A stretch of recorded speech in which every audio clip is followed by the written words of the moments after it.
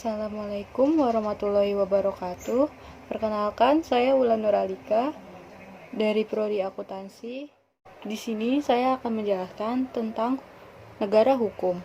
Sebelum masuk ke materi negara hukum, saya akan menjelaskan tentang tujuan nasional. Tujuan nasional bangsa Indonesia dituangkan secara jelas dalam pembukaan Undang-Undang Dasar 1945, yaitu 1. Melindungi segenap bangsa Indonesia dan seluruh tumpah darah Indonesia.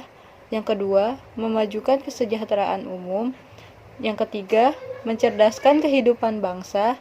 Dan yang keempat, melaksanakan ketertiban dunia yang berdasarkan kemerdekaan, perdamaian abadi, dan keadilan sosial.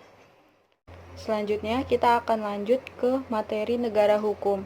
Negara hukum adalah negara yang penyelenggaraan kekuasaan pemerintahannya didasarkan pada hukum.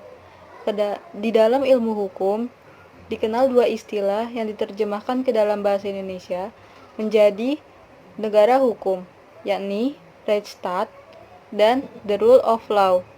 Meskipun keduanya memiliki arti yang sama, tapi sebenarnya keduanya memiliki perbedaan, di mana Rechtsstaat bersandar pada civil law dan legisme, yang hanya menganggap bahwa hukum adalah yang tertulis, sedangkan the rule of law mengembangkan common law atau hukum tidak tertulis. Kebenaran hukum bukan semata-mata hukum tertulis. Bahkan di sini hakim dituntut untuk membuat hukum-hukum sendiri melalui jurisprudensi tanpa harus terikat pada aturan-aturan yang tertulis.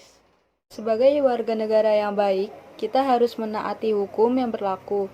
Contohnya, 1. Menjaga kelestarian alam sekitar, dan yang kedua, menjaga nama baik bangsa dan negara. Yang ketiga, menghormati antara sesama warga negara.